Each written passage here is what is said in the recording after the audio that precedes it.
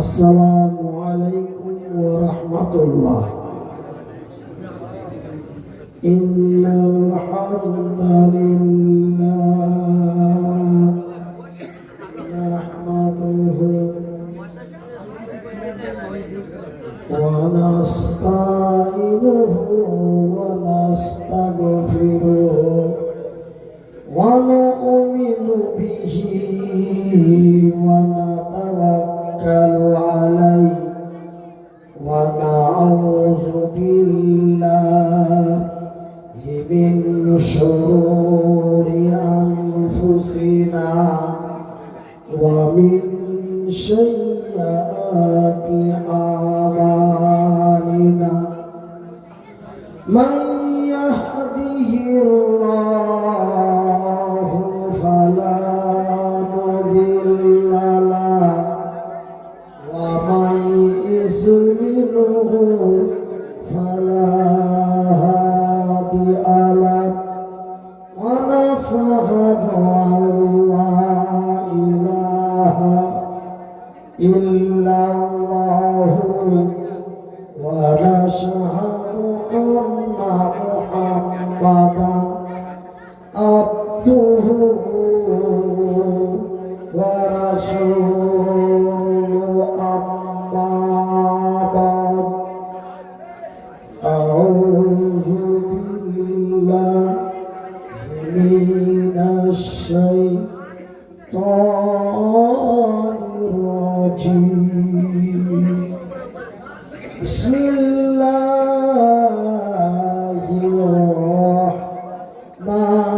রাহমানির রাহিম। ওয়া খালাকনাকুম আজওয়াজা। বিসমিল্লাহির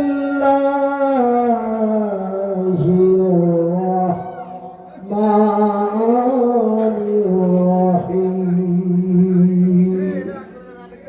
ওয়া কাযা রাব্বুকা আল্লা তা'বুদু ইল্লা ইয়্যাহু ওয়া বিল ওয়ালিদাইনি ইহসানা।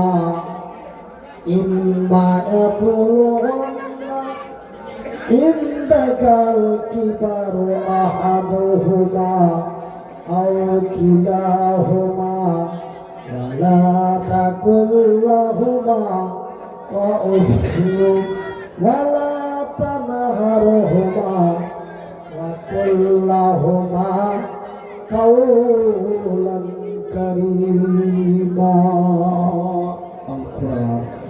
আমার ভাইরা, আমি আল্লাহ রাব্বুল আলামিনের প্রশংসা করার পূর্বে আপনাদের বলি, আপনারা কথা বলবেন না। কথা বলতে গেলে আমার অসুবিধা বা সমস্যা, তাই আমার বাম দিকেও জায়গা রয়েছে। আপনারা আস্তে আস্তে করে একটু এগিয়ে আসেন, পিছনের মানুষকে একটু বসার সুযোগ দিন। আমার একটু আগে আসবেন ভাই। দেখেন, আমার পূর্বে আমার যে হাজরাত আপনাদের সামনে বললেন যে আমি ব্রেন স্ট্রোক রোগী, সেহেতু আমাকে বেশি মেজাজ বা উত্তেজিত করা যাবে না।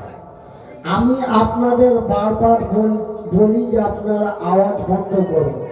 আপনারা যদি আমার কথাটা শুনলেন তবে আমার ব্রেনের পক্ষে সুস্থ, আর আমার কথাটা যদি আপনারা না রাখেন তবে আমার ব্রেনের মধ্যে অসুবিধা হইতে পারে।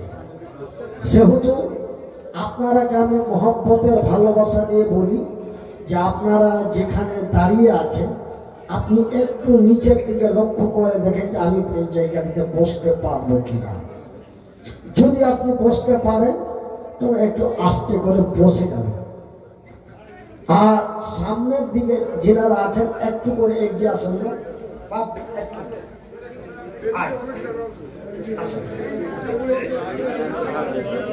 এইটা আমার এই দিকে অনেক জায়গা, আমার ডান দিকে জায়গা আছে।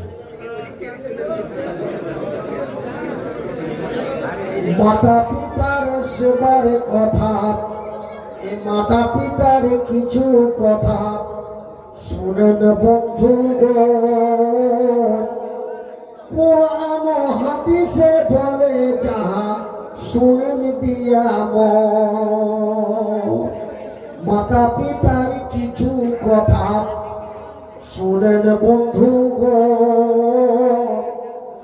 কোরআন ও হাদিসে বলে যাহা শুনেন দিয়া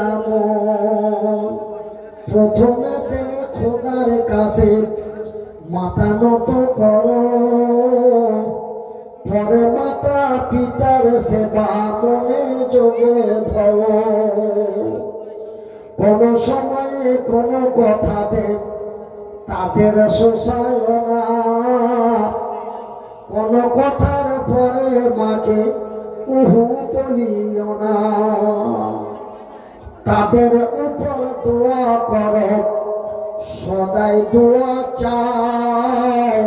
বলে না রব্বির হামহুমা, আমার সাথে পড়েন সকলে, রব্বির হামহুমা কামা রব্বায়ানি সগীরা। আবার বলো রব্বির হামহুমা কামা রব্বায়ানি সগীরা। তাদের উপর দোয়া করো, সদাই দোয়া চাও, খোদায় আমার মাতা পিতা ক্ষমা করে দাও। কেন? কারণ তারা রাজি হলে খোদা রাজি হয়, তাদের নারাজিতে খোদা নারাজ হয়ে যায়। জান্নাত খোলা দোজখ বন্ধ, দেখতে যদি চাও, বেঁচে থাকা কালিম মাকে রাজি করে যাও। কেন? আরো কিছু মায়ের কথা, আরো কিছু মায়ের কথা শুনেন বন্ধুগণ। কবি বলে কবিতায় শুনেন দিয়া যেদিন থেকে মায়ের পেটে জন্ম আমার হয়, সেদিন থেকে মা জননী কি যে আওয়াজটা কেটে দেওয়ার ব্যবস্থা করে উঠছে ঢোলের মতো, ও ঢাপ ঢাপি আওয়াজটা বন্ধ করার চেষ্টা করুন। যেদিন থেকে মায়ের পেটে জন্ম আমার হয়, সেদিন থেকে মা জননী কতই কষ্ট পায়। শোনালা বলুন না, একবার মোহাম্মদ দিয়ে বলুন। 9 মাস ধরে যত্ন করে, 9 মাস ধরে যত্ন করে পেটে করে রায়। উঠা বসা চলা ফিরা মায়ের কতই কষ্ট হয়। উঠা বসা চলা ফিরা মায়ের কতই কষ্ট হয়। প্রসাবেরই সময় মাতা, প্রসাবেরই সময় মাতা ভীষণ কষ্ট পায়, কিন্তু আমার চেহারা দেখে খুশি হয়ে যায়। আলহামদুলিল্লাহ, নারায়ে তাকবীর, নারায়ে তাকবীর। প্রসাবেরই সময় মাতা ভীষণ কষ্ট পায়, কিন্তু আমার চেহারা দেখে খুশি হয়ে যায়। 2 বছর কোলে চড়ে, 2 বছর কোলে চড়ে দুধ পান করে, মল মতো ভিজে তারা যারে শীতে মরে। এত কষ্ট করে মাতা, এত কষ্ট করে মাতা, তবু দুঃখ নাই। তোমার কাটি ভালো হবে এই তোমায় চাই, তোমার কাটি ভালো হবে এই তোমায় চাই। এখন মায়ের সেবা করো, এখন মায়ের সেবা করে যত মুসলমান, নইলে কিয়ামতের কোটে সোজাই জাহান্নাম। বলি নাউজুবিল্লাহ। প্রশংসা ওই মহান আল্লাহ রাব্বুল আলামিনের, যেই মহান আল্লাহ রাব্বুল আলামিনের অশেষ দয়ায় আল্লাহ রাব্বুল আলামিন আমাকে মৃত্যুর কাছাকাছি পৌঁছে দিয়ে পুনরায় সুস্থ করে আপনাদের মাঝে উপস্থিত করেছেন। তাই সেই মাবুদের শুকরিয়া আদায় করে বলি আলহামদুলিল্লাহ। অতঃপর তার প্রিয়ত রাসূল তো জাহানের নবী মুহাম্মদুর রাসূলুল্লাহ সাল্লাল্লাহু আলাইহি ওয়াসাল্লাম। আমার সম্মানিত ভাইয়েরা, আমার শিক্ষিত বুদ্ধিজীবীগণ, পর্দার নাসিন শিক্ষিতা মা ও বোনেরা, আপনারা হলেন মায়ের জাত। আল্লাহ রাব্বুল আলামিন তার পবিত্র কোরআনে বলেন, ওয়া খালাকনাকুম আজওয়াজা,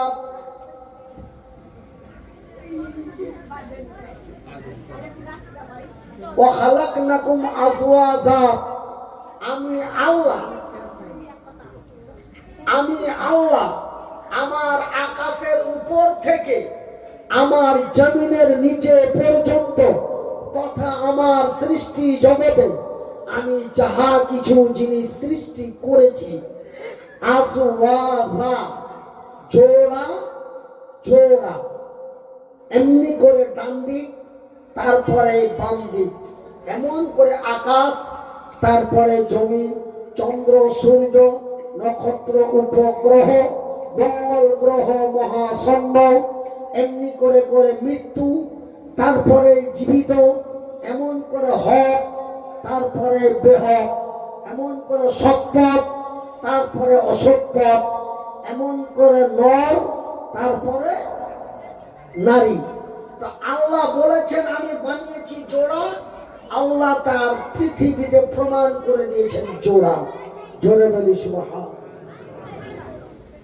আমার ভাইয়েরা, আমার আব্বা জানারা, তো আল্লাহ রাব্বুল আলামিন আগে তৈরি করলেন আদম,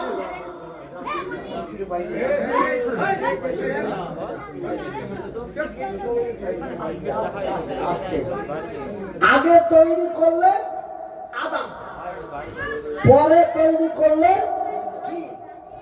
হাওয়া। তো এই পৃথিবীর প্রথম মানব তিনি হচ্ছেন হযরতে আদম আলাইহিস সালাতু ওয়াস সালাম। তারপরে এই পৃথিবীর দ্বিতীয় মানব তিনি হচ্ছেন মা হাওয়া আলাইহিস সালাতু ওয়াস সালাম। জোরে জোরে কোন সুবহানাল্লাহ। তো আমার ভাইরা, আমার বলার উদ্দেশ্য হলো আল্লাহ রাব্বুল আলামিন এই পৃথিবীর নারী জাতিকে পরে তৈরি করেছেন, কিন্তু আগে তৈরি করেছেন পুরুষ জাতিকে। তবে আগে এবং পরের একটা পার্থক্য আছে, নাই? পার্থক্য আছে। আপনি রেশন ডিলারের কাছে মালকে যাচ্ছেন, সাধারণ এক্সাম্পল, বা আপনি কোনো কাজে আপনি ডিলারের বাড়ি গেলেন ডিলারের মাল নিতে, অনেক মানুষ। এবার ডিলার সাহেব তথা তার কর্মচারীরা বলে লাইন লাগাও। কি করো? লাইন লাগাও। এমনই কোন মায়ের বেটা আছে যে আপনি স্ব ইচ্ছায় লাইনের পিছনে যাবেন? যাবেন কি? কেন যাবেন না? কেন যাবেন না? এই জন্য যাব না যে আমি যদি লাইনের পিছনে দাঁড়াই তবে মাল দিতে দিতে দিতে দিতে মিডিল পয়েন্টে এলো, মাল শেষ। তবে মালটা আমি পেতেও পারি নাও পারি, নাম্বার এক। যদিও মাল আমি পাই তবে অনেক লেটে পাবো, তাই তো?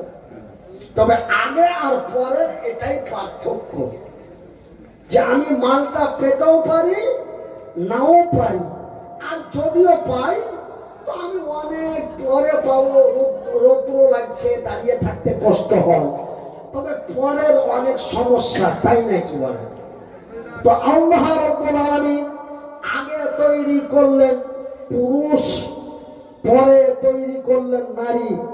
যদিও আল্লাহ রাব্বুল আলামিন এই পৃথিবীর নারী জাতিকে পরে তৈরি করেন, তবু আল্লাহ রাব্বুল আলামিন এই বিশ্বের নারী জাতিকে দিয়েছেন অতি সম্মান।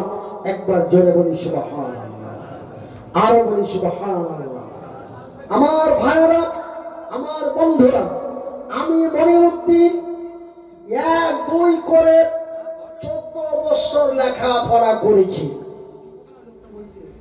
1-2 করে 18 বছর ধরে বক্তব্য জগতে ঘুরি। 32 বছর থেকে বক্তব্য শ্রবণ করি। কিন্তু আমি যতটুকু শুনেছি বা পড়েছি, এই পৃথিবীর নারী জাতিকে আল্লাহ এত সম্মান দিয়েছে, এত সম্মান দিয়েছে, একটা একটা একটা একটা করে যদি সম্মানের কথা বলা যায়, তবে আজকের মতো রাতগুলি প্রায় 4332টি লাগবে। জোরে বলুন। আল্লাহ রাব্বুল আলামিন এই পৃথিবীর নারী জাতিকে এতই সম্মান দিয়েছে। যদিও আমার আল্লাহ রাব্বুল আলামিন এই নারী জাতিকে পরে তৈরি করেন, তবুও অবহেলিত করেননি, লাঞ্ছিত করেননি, নিম্নত মানের করেননি।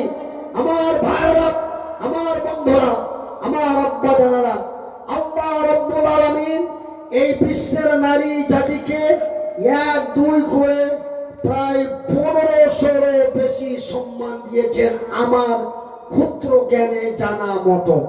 তবে এতগুলি সম্মানের মধ্য থেকে মহান রব্বুল আলামিন এই পৃথিবীর নারী জাতিকে সর্বোচ্চ সম্মান দিয়েছেন, যেই সম্মানটির নাম হলো মা। কি ভাই, একটু বলবেন আপনারা? সর্বোচ্চ সম্মানটির নাম কি? মা। আপনারা মা বলতে কেউ পিছু করবেন না। মা এই পৃথিবীর নারী জাতিকে আল্লাহ রাব্বুল আলামিন সর্বোচ্চ সম্মান দিয়েছেন মা। নারীরা হচ্ছে মায়ের জাত, আর মায়ের পায়ের নিচে আল্লাহর জান্নাত। জোরে বলুন। মায়ের পায়ের নিচে আল্লাহর জান্নাত। বিশ্বাস হয় না? পবিত্র কোরআনটি খুলে দেখুন। আল্লাহ রাব্বুল আলামিন তার নিজের ভাষায় বলছেন, বিসমিল্লাহির রহমানির রহিম। ওয়া কাযা রাব্বুকা আল্লা তা'বুদু ইল্লা ইয়্যাহু ওয়া বিল ওয়ালিদাইনি ইহসানা। আল্লাহু আকবার। ভাষা কি বুঝতে পেরেছেন? আল্লাহ রাব্বুল আলামিন কি বলছেন? যে আল্লাহ রাব্বুল আলামিন বলছেন কি, যে রে বিশ্ব জগতের নর নারীরা, রে আমার বান্দা এবং বান্দিরা, রে আমার নবীর উম্মত উম্মতিরা, আমি আল্লাহ তোমাদের তৈরি করেছি মারামারি, পিটাপিটি, দলাদলি, ঠেঙাঠেঙি করার জন্য নয়। আমি আল্লাহ তোমাদের তৈরি করেছি শুধুমাত্র একমাত্র আমার ইবাদত বান্দাগির জন্য।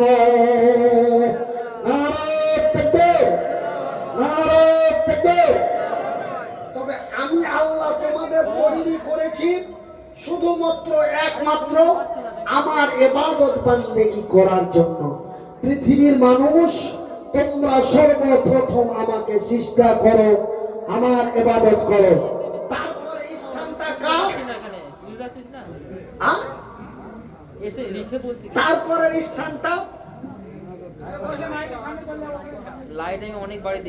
আমার ভাইয়েরা, আমরা জানি আল্লাহ, তারপরে আল্লাহর রাসূল নাকি, কিন্তু এখানে আল্লাহ নিজেই বলছেন যে আমার পরে পরে তোমার মায়ের কাছে চলে যাও।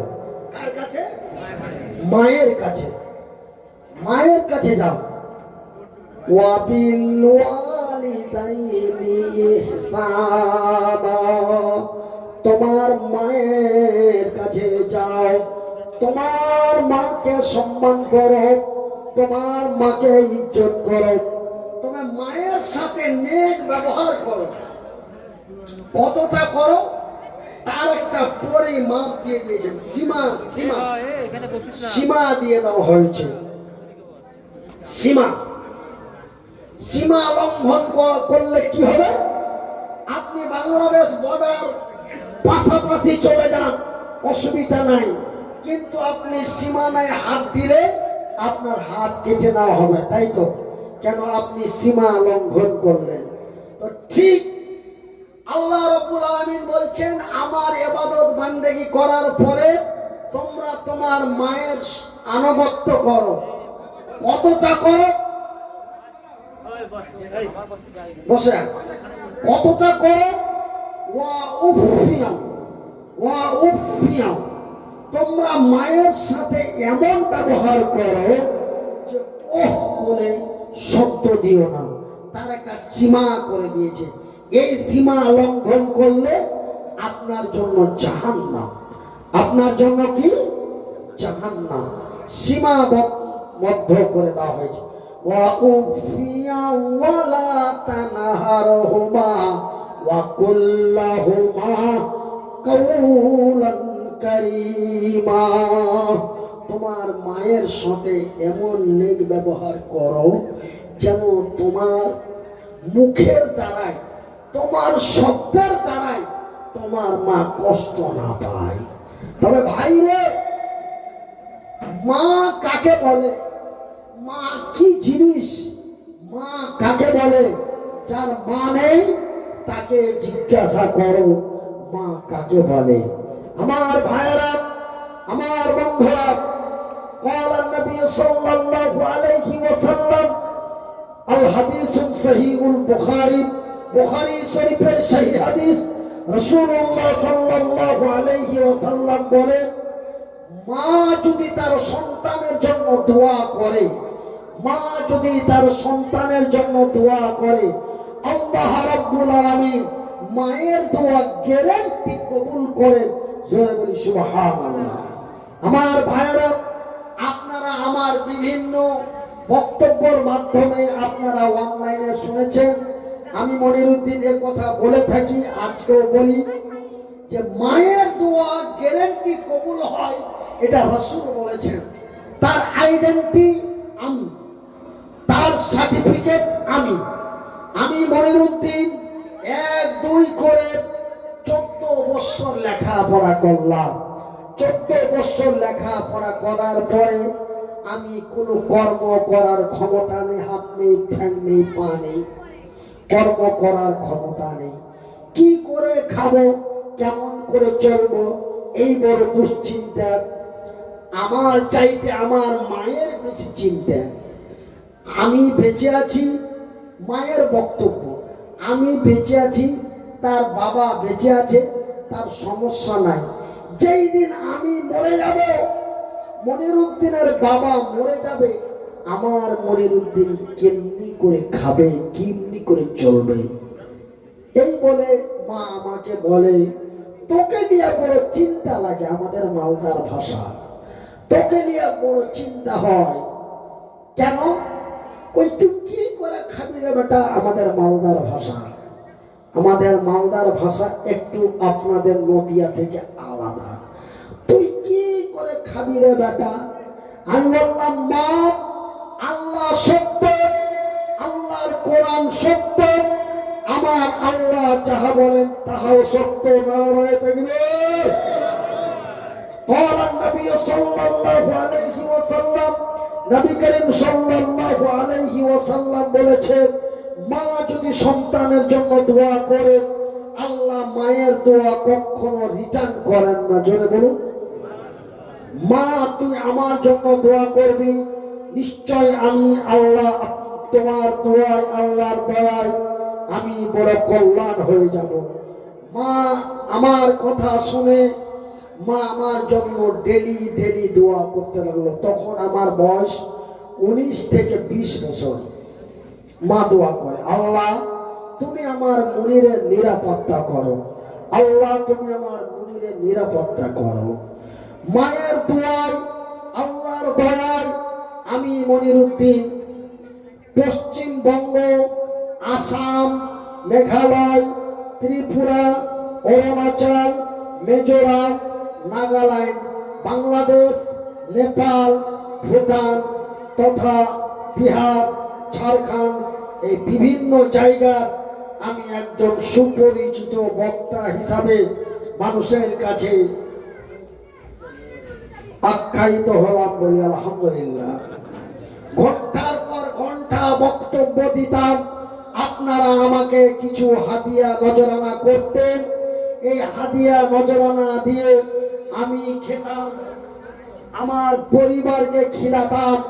এমনি করতে করতে আমার ব্রেনের মধ্যে একটা কথা ক্যাচ করলো যে আল্লাহ, শিক্ষা মহা মূল্যবান বস্তু।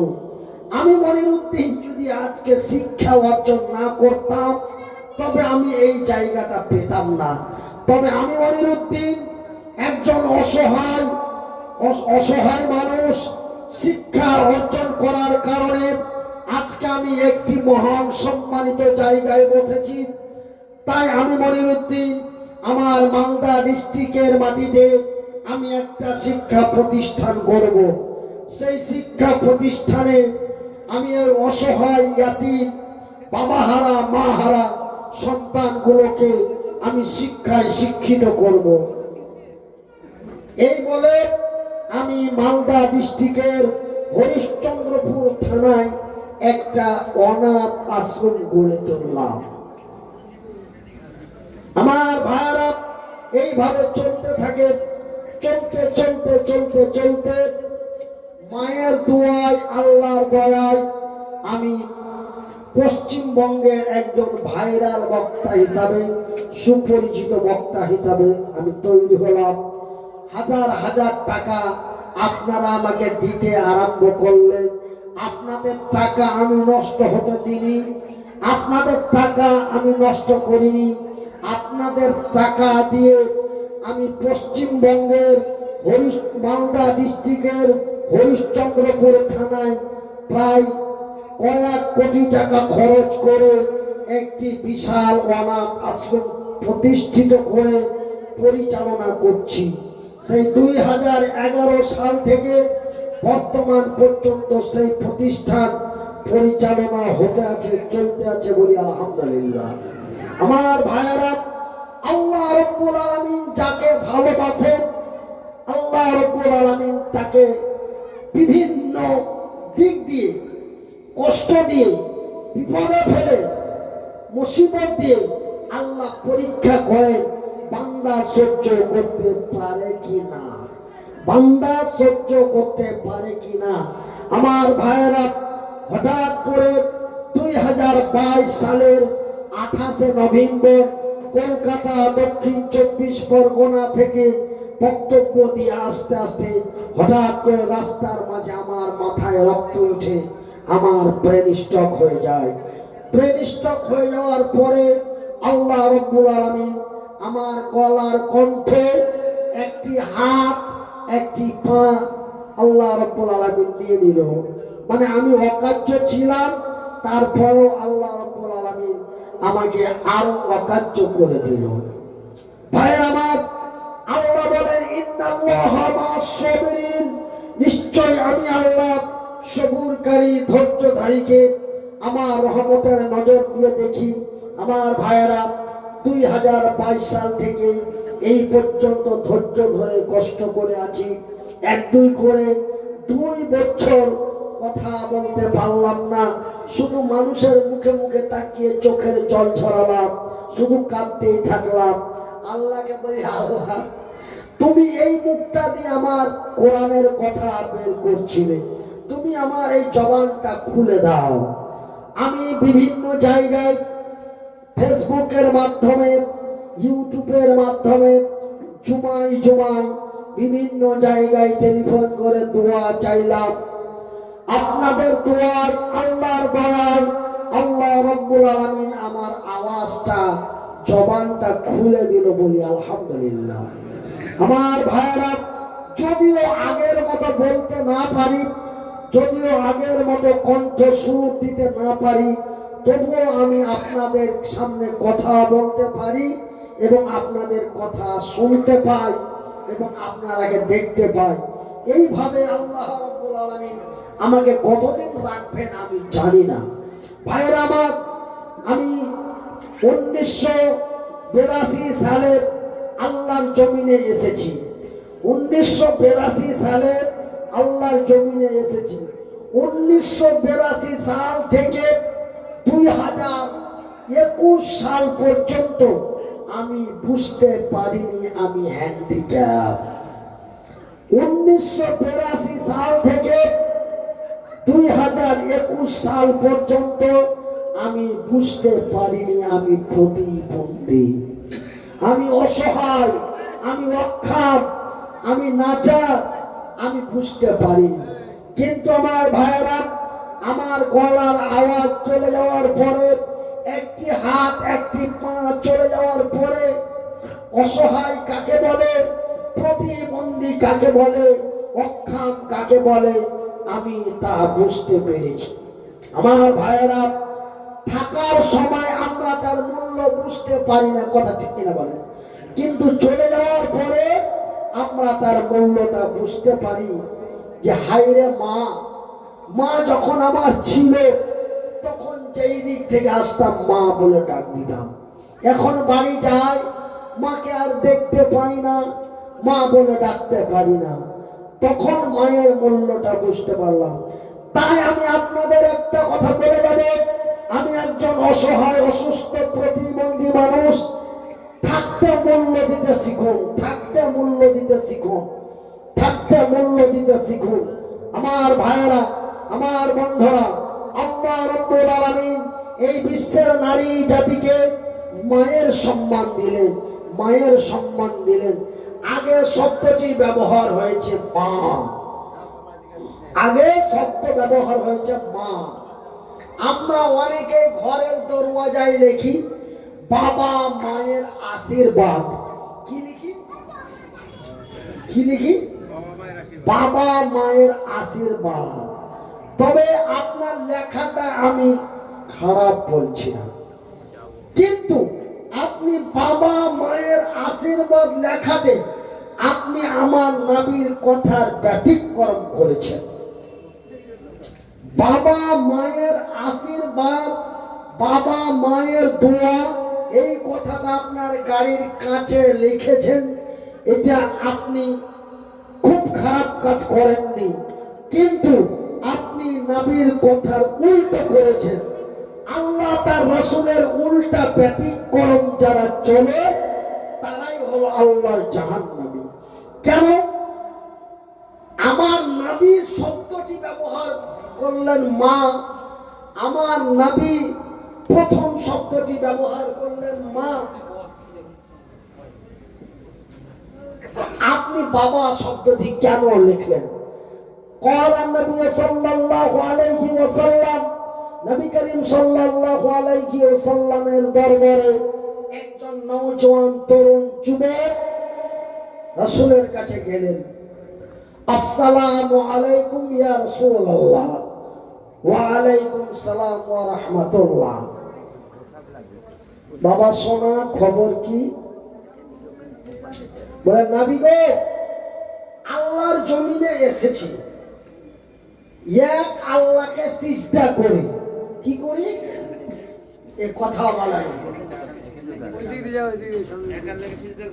এক আল্লাহকে সিজদা করি, আপনার কথা অনুসরণ করে চলি। তবে তার পরের নাম্বারটা কার? একটা তো নাম্বার আছে না, সিরিয়াল নাম্বার। আল্লাহ, আল্লাহ রসুল, তারপরে নবীর সাহাবী, রাসূলের সাহাবী, তারপরে তাবে তাবে, এমনি করে করে একটা সিরিয়াল আছে। তো সর্বপ্রথম আল্লাহর চেষ্টা করি, আপনার কথা অনুসরণ করে চলি। তারপরে হুজুর তারপরের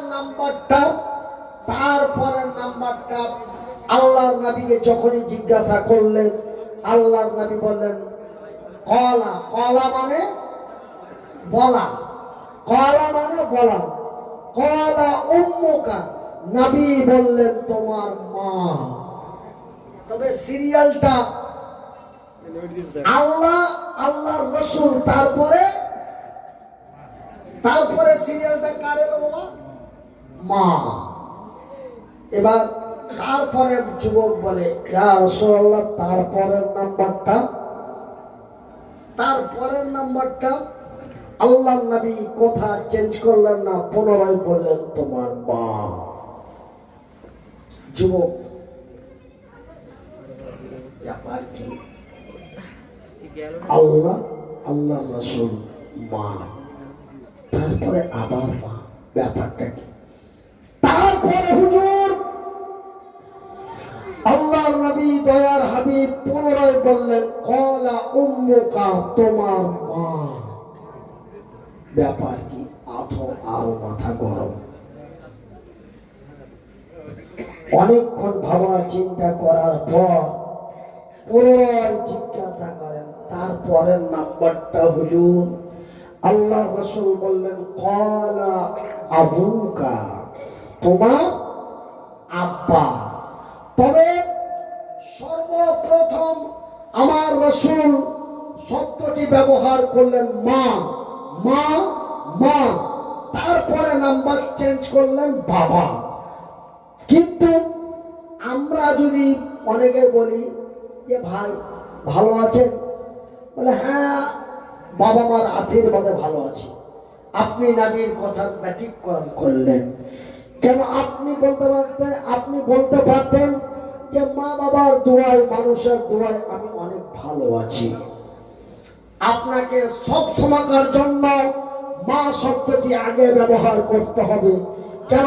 আল্লাহ রাব্বুল আলামিন বলেন ওয়াকাযা রাব্বুকা আল্লা তা'বুদু ইল্লা ইয়্যাহু ওয়া বিল ওয়ালিদাইনি ইহসানা। তোমরা আমার ইবাদত বান্দেগি করার পরে তোমার মাতা পিতার ইহসান করো। আমার আল্লাহ আগে মা শব্দ ব্যবহার করেছেন, যদি বলুন মহব্বত দিয়ে বলুন। তবে আমার আল্লাহ আগে মা শব্দ ব্যবহার করলেন, আমার রাসূল মা শব্দ আগে ব্যবহার করলেন, আর আপনি কেন বাবা শব্দ আগে ব্যবহার করবেন? তবে আপনি যদি এই শব্দটি, বাবা শব্দটি যদি আপনি আগে ব্যবহার করে থাকেন, বা গাড়ির সামনে, বাড়ির সামনে, এইগুলোতে আমরা অনেকে স্টিকার লাগাই, স্টিকার লাগাই। অনেকে প্রশ্ন করেন হুজুর, কেউ তো লিখে রাখে খাজা বাবার আশীর্বাদ, ওটা ব্যতিক্রম, ওই গল্পতেই যাওয়া যাবে না। ওই গল্পতে গেলেই সমস্যা। আমার ভাইয়েরা, আমার বন্ধুরা, আমার আব্বা জানেরা, আমার ভাই জানেরা, একটা কথা শুনে রাখুন। আমি মনিরুদ্দিন 1-2 করে 14টি বছর লেখাপড়া করেছি। না পেয়েছি আল্লাহর কোরআনে, না পেয়েছি নবীর হাদিসে, না পেয়েছি আল্লাহর কোরআনে, না পেয়েছি রাসূলের হাদিসে যে কোন জায়গায় আমার আল্লাহ বা তার রাসূল বলেছেন যে আল্লাহ বাবার দোয়া গ্যারান্টি কবুল করে। এই কথা কোন জায়গায় পাওয়া যায় না। আল্লাহ মনিরুদ্দিন হুজুরের দোয়া কবুল করে এরকম কোন কিতাবের মধ্যে পাওয়া যায় না। কিন্তু আমার রাসূল বলেছেন 3 জন ব্যক্তির দোয়া। কজন? একটু হাত উঁচু করে আঙ্গুল দেখান। 3 জন ব্যক্তির দোয়া আল্লাহ গ্যারান্টি কবুল করেন। নাম্বার 1 মুসাফির, নাম্বার 2 মাজলুম, নাম্বার 3 মা। নাম্বার 3 মা। মায়ের দোয়া আল্লাহ গ্যারান্টি কবুল করেন। মুসাফিরের দোয়া আল্লাহ কখনো রিটার্ন করেন না। মাসরুমের দোয়া আল্লাহ কোনোদিন কোনো টাইম ফিরিয়ে দেয় না। তাই আমি মনিরউদ্দিন আপনাদের এখানে আমার ইদ্রিস ভাইয়ের মহব্বতে, আমার ইদ্রিস ভাইয়ের ভালোবাসায় আপনাদের এই গ্রামে আমি ছুটে এসেছি।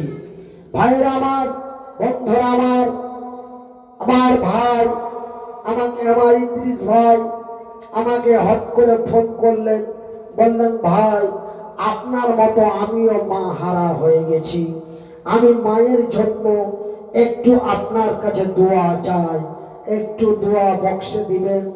এই বলে উনি আমাকে বললেন, আমি নাম বলতেই চিনে ফেললাম যে ওই কৃষ্ণনগর পাওয়ার হাউসের পাশে বাড়ি আমার ইদ্রিস ভাই। আমি এক বাক্যে রাজি হয়ে গেলাম, ঠিক আছে ভাই ইনশাআল্লাহ। তবে আমি আপনার কথা অনুযায়ী আপনার সম্মানার্থে আপনাকে ছোট ভাই বা বড় ভাই হিসাবে আমি সম্মান করে আপনার বাড়ি আমি অবশ্যই যাব। তবে আমাকে প্রায় জায়গায় রাত্রি 11টা 12টায় আমাকে স্টেজে দেয়, কিন্তু আপনার দোয়া মজলিসের ব্যাপার আছে, সেহেতু তো বেশি রাত হবে না, সন্ধ্যার মধ্যে শেষ, সেহেতু আমি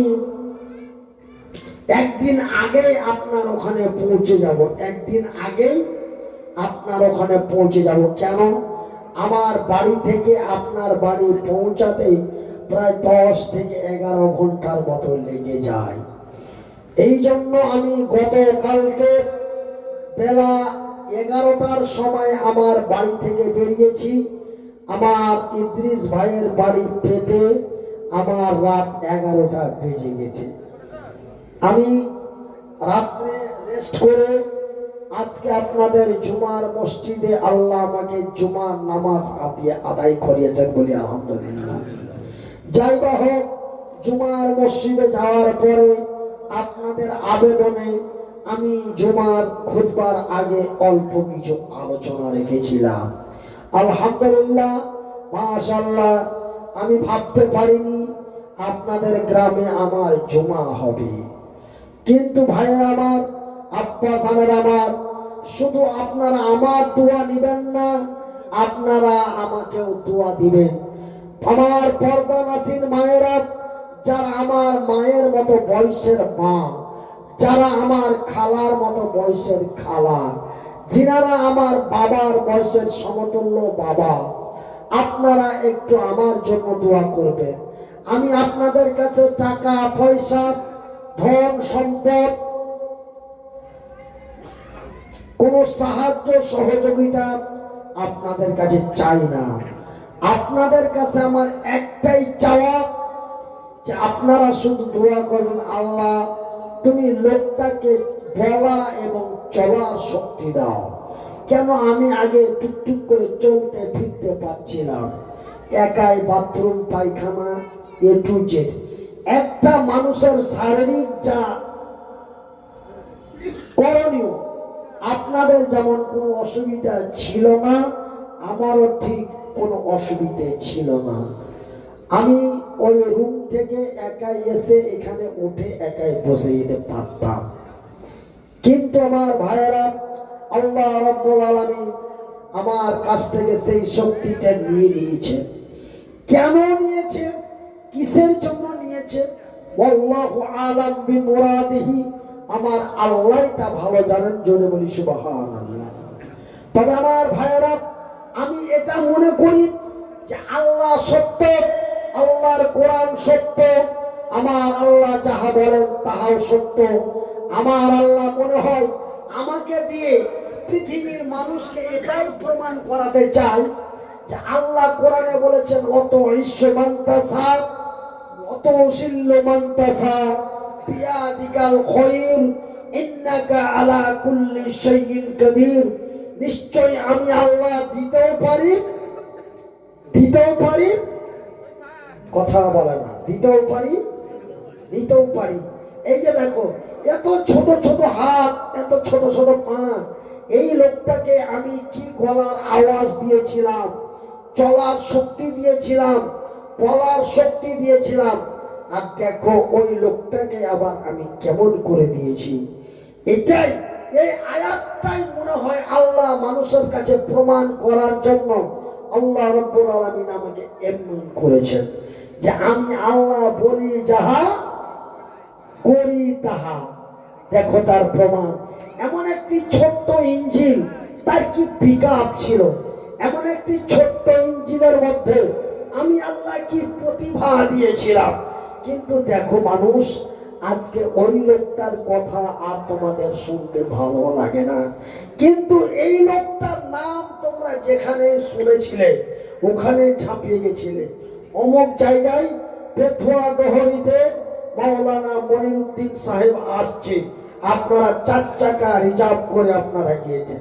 এই যে আমার ইদ্রিস ভাই, কোথা থেকে পরিচয়, আপনাদের এই দিকে একটা জলসা করতে গিয়েছিলাম, এসেছিলাম।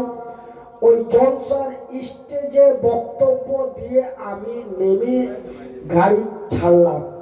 এবার ভাই বাইক নিয়ে আস্তে আস্তে হাত দেখালেন, একটু দাঁড়ান।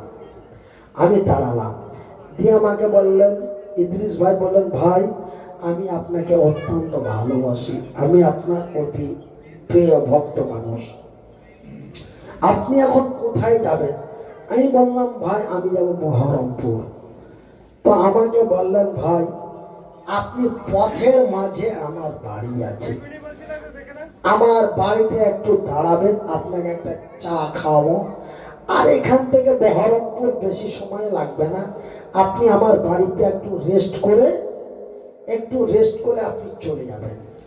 এই বলে আমি ভাইয়ের কথাটার সম্মান রেখে আমি 2 তলার উপরে, আমি এবং আমার হেল্পার, আমার ড্রাইভার, আমরা 3 জন ঘুমালাম।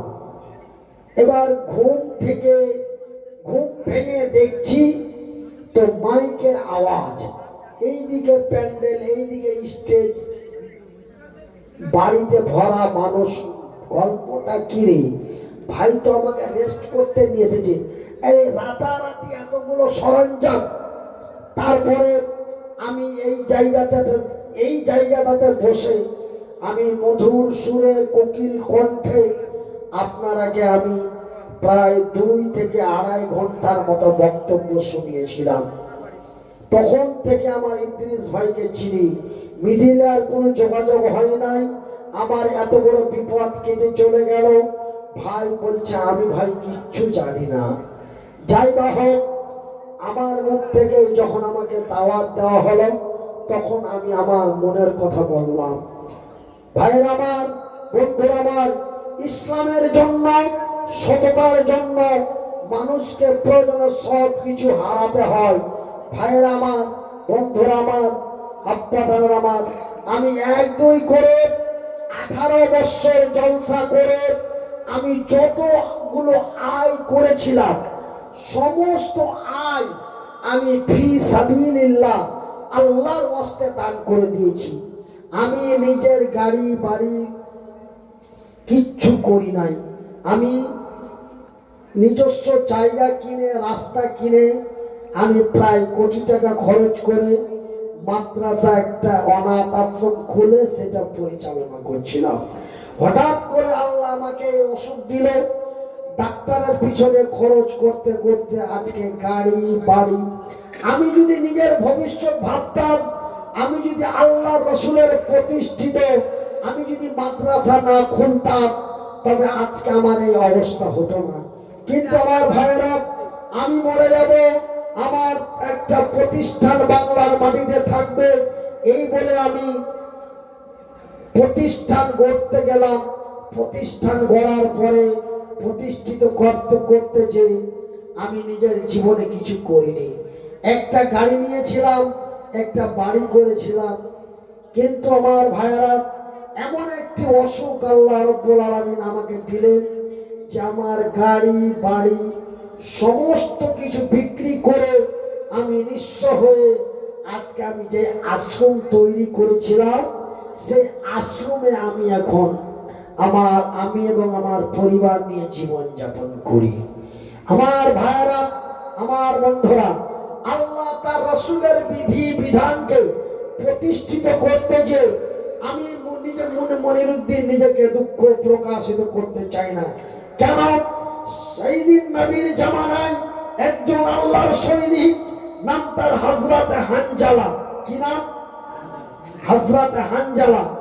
আল্লাহর নবীর সম্মান রক্ষা করতে যে নিজের জীবনকে, বিবি, বাল বাচ্চা, ধন সম্পদ সমস্ত কিছু যদি আল্লাহর পথে দিতে পারে, তবে আমিও তো আল্লাহর এক সৃষ্টি বান্দা, আমি কেন পারবো না? জোরে বলি সুবহানাল্লাহ। তাই আমার ভাইয়েরা, আমার আব্বা জানেরা, বলতে গেলে অনেক কথা, আমি তা বলতে চাই না। আপনাদের কাছে একটাই সতর্ক বার্তা। আমার ইদ্রিস ভাই এই প্রোগ্রাম করেছেন, এটা মহামূল্যবান একটি কাজ। তবে আপনারা এটা ভাবিয়েন না যে কি মনিরুদ্দিন ভাই হয়তো আমাদেরকে এই মতো প্রোগ্রাম করার উপদেশ দিচ্ছেন নাকি। না ভাইয়েরা, আমার একটা কথা শোনা রাখুন, মানুষ যখন মরে যায় তখন এই পৃথিবী থেকে কবর পর্যন্ত যে একটা কানেকশন, এটা কিন্তু ডিসকানেকশন হয়ে যায়।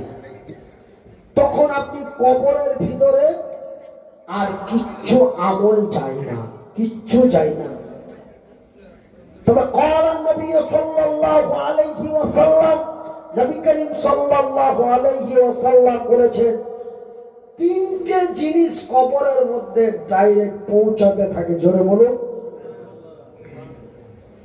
নাম্বার 1,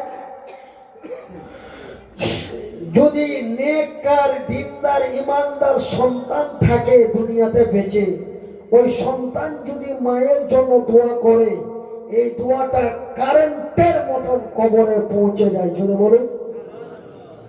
নাম্বার 2, এই জিনিসটা কবরে পৌঁছায়, আপনি একটা কোন কাজ করে গেছেন। কি কাজ? নেক কাজ।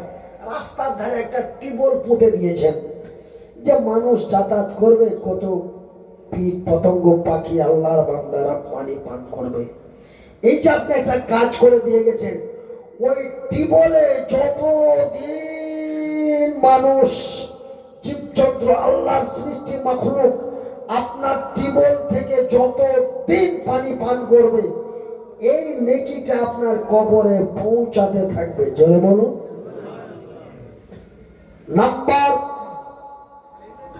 3, আমার মা মরে গেছে, আমার বাবা মরে গেছে, আমি আমার বাবার জন্য আমি কিছু ছোট ছোট বাচ্চাদেরকে ডেকে নিয়ে আসলাম, নিয়ে এসে আমি কোরআন পাঠ করালাম। তাই নাকি? এরকম আপনাদের দিকে হয়? কোরআন পাঠ করে, যে এই সওয়াবটা হয়তো মায়ের কবরে পৌঁছাবে নাকি, এই সওয়াবটা বাবার কবরে পৌঁছাবে। এটা কি মনে করেন? এটা মনে করেন? আচ্ছা, কারা কারা মনে করেন একটু হাত তোলেন তো। 1 2 3 4। যারা যারা মনে করেন, আমি মনিরুদ্দিন আমার শিক্ষার যোগ্যতা দিয়ে বলছি, যদি আল্লাহ তার রাসূলকে এবং আমার কথার উপরে যদি আপনাদের বিশ্বাস থাকে, তবে আমি মনিরুদ্দিন বলছি, এটা কবরে পৌঁছায় না। কবরে মাত্র 3টে জিনিস পৌঁছায়, তার মধ্যে 2টো বলে দিয়েছি। একটা কোন ফি সাবিলিল্লাহ, আল্লাহর রাস্তে আপনি কোন কাজ একটা আল্লাহর জমিনে করে চলে গেছেন, এটা কবরে পৌঁছায়। নেক সন্তানের দোয়াটা পৌঁছায়। নাম্বার 3, দান। নাম্বার 3 কি? দান ছাড়া আপনাদের মনে যদি সন্দেহ হয়, আমার কথা আপনাদের মেনে চলতে হবে, এটা আমি বলি না। কেন? ইমাম হানিফা রহমাতুল্লাহ আলাই তিনি এক জায়গায় বলেছেন যে আমার কথা যদি তোমরা আল্লাহর কোরআন নবীর হাদিসে প্রমাণ না পাও, তবে আমি ইমাম হানিফা আমাকে মেনে তোমরা চলো, তার জন্য যে আমার কথাটা মেনে চলবে এটা কখনো নয়। আমি যে কথাটা বলছি এই কথাটা যদি আল্লাহর কোরআন এবং নবীর হাদিসে যদি না পাও, তবে আমার সম্মান রক্ষা করার দরকার নাই, আমার এই কথাটাকে ছুঁড়ে ফেলে দাও।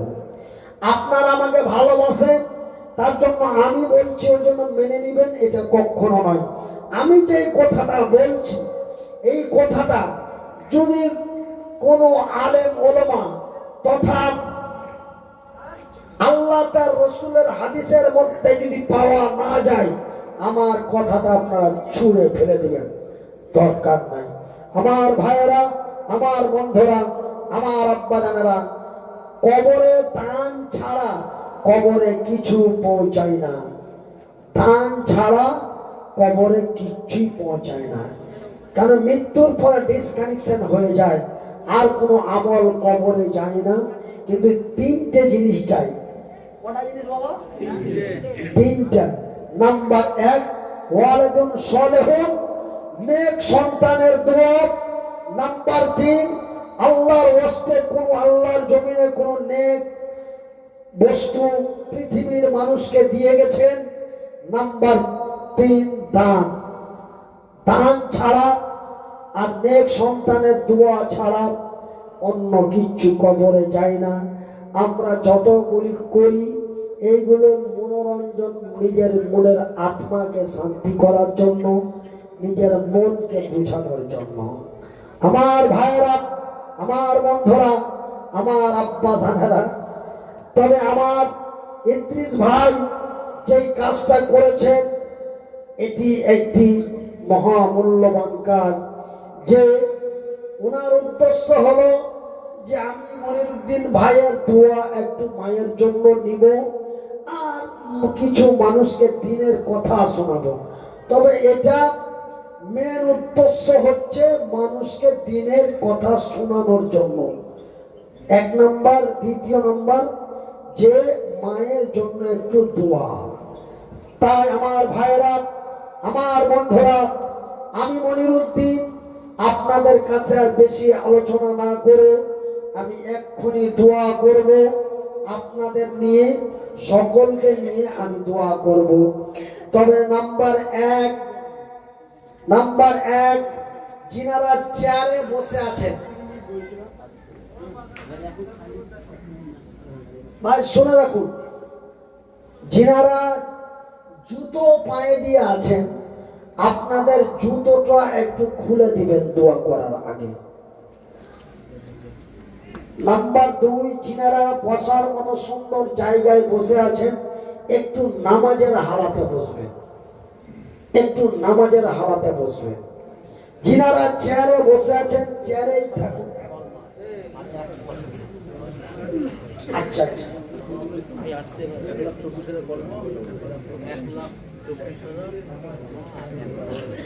আচ্ছা, আমার ইদ্রিস ভাইয়ের নামে, ইদ্রিস ভাইয়ের মায়ের নামে 1,00,000 কত 1,24,000 কালেমা পাঠ করা হয়েছে। 1,24,000 কালেমা পাঠ করা হয়েছে আর একটা খতম করা হয়েছে। আল্লাহ রাব্বুল আলামিন যেন তা কবুল করেন, এই উদ্দেশ্য নিয়ে আমি এক্ষুনি দোয়া করব। নাম্বার 1, নাম্বার 2, আমি দোয়া করার আগে আপনাদের কাছে একটা জিনিস চাইব। তবে ভাইজান, আমি যে জিনিসটা চাইব সেটা কোনো পয়সা নয়। চাইব আমি, কিন্তু উপকার আপনাদের। চাইব আমি, কিন্তু উপকার আপনাদের। সহিহ আল বুখারীর হাদিস, قال النبي صلى الله عليه وسلم, নবী করিম সাল্লাল্লাহু আলাইহি ওয়াসাল্লাম বলেন, কোন ব্যক্তি,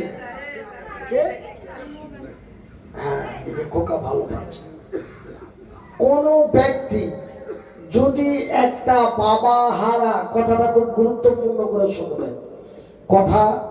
এই কথাটা আপনার আগে কোনো আলেম ওলামা বলেছে কি বলেনি আমি জানি না, তবে আমি বলছি খুব গুরুত্বপূর্ণ করে শুনবেন, খুব খেয়াল করে শুনবেন।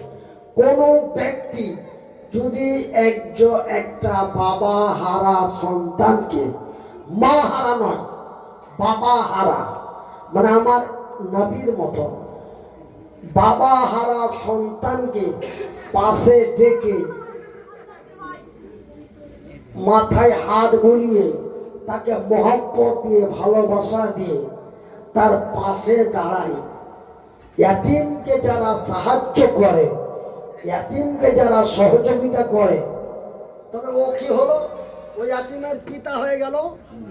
তো আল্লাহ রাসূল বলছেন ওই ইয়াতিমের সাহায্যকারী আর আমি নবী একটাই জান্নাতে পাশাপাশি থাকি। জোরে বলুন, আরো জোরে। একজন আমার এই হুজুরের মতো একজন নওজোয়ান তরুণ সাহাবী আল্লাহর নবীকে প্রশ্ন করে ফেললেন, ইয়া রাসূলুল্লাহ, একই জান্নাতে পাশাপাশি থাকবো, তো সেটা কত পাশাপাশি?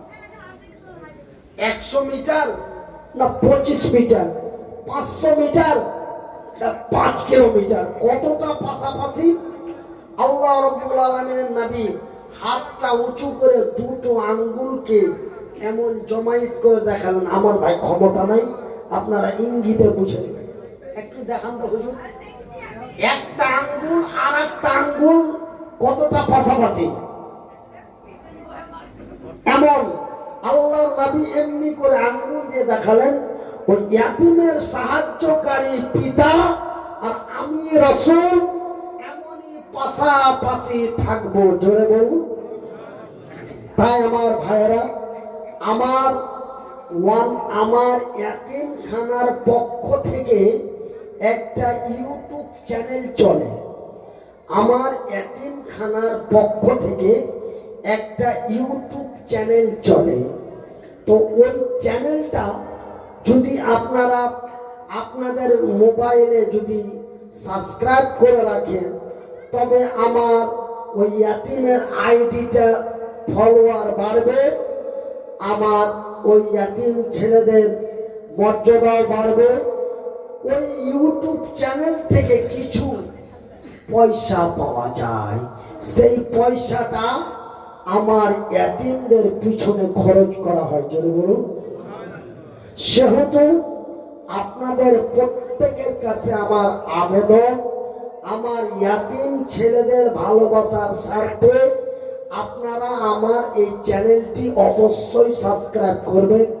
প্রতিদিন ভিডিও আপলোড দেওয়া হয়। আমি যেখানে যেরকমই ভাবে বক্তব্য রাখি, আমার প্রতিটা বক্তব্য আমার এই চ্যানেলে আপলোড দিয়ে দেওয়া হয়। সেহেতু আমার চ্যানেলটা আপনি সাবস্ক্রাইব করুন এবং আপনার বন্ধুদের করান। কেন? আপনার কোনো পয়সা খরচ হবে না, বিনা পয়সায় একটা নেকির জারিয়া হয়ে গেল। না এমবি খরচ হবে, না আপনার পয়সা খরচ হবে, না চার্জ যাবে। খালি ফটফট করে লিখবেন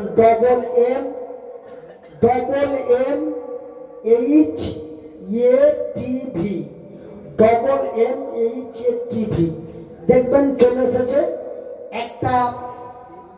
একটা লাইক করে দিবেন, একটা কমেন্ট করে দিবেন, তারপরে ডান দিকে লাল লেখাটিতে একটু টাচ করে দিবেন, আপনার নেকি পেতে আরম্ভ হয়ে গেল। লাইক, কমেন্ট এবং সাবস্ক্রাইব, এই তিনটি জিনিস আপনারা করবেন। এটা আমার আবেদন এবং নিবেদন। এই আশা কামনা করে আপনাদের কাছ থেকে বিদায় নিচ্ছি। বিদায়ের আগে দোয়া, তারপরে বিদায় হব। তবে ভাইয়ের আমার, মায়ের সাথে নেক ব্যবহার করবেন। মা অতি আদরের জিনিস, মা অতি মায়ার জিনিস। আমার ইদ্রিস ভাই এত মায়ের পিয়ারা ভক্ত সন্তান, মায়ের কথা আমার কানে কানে বলতে যায়, আমি ভাইয়ের কথা কতটা খেয়াল করতে পারি না। খেয়াল করি না কেন আমি কথা যখনই ইদ্রিস ভাই তিনার মায়ের কথা বলছেন আমি তখনই ইশারা দিয়ে থামিয়ে দিচ্ছি। ঠিক আছে, ঠিক আছে, ঠিক আছে। কেন? আমার হাত দুর্বল, আমি ব্রেন স্ট্রোক রোগী, আমার হাত দুর্বল। আমি যদি ভাইয়ের কথা মায়ের মহব্বতে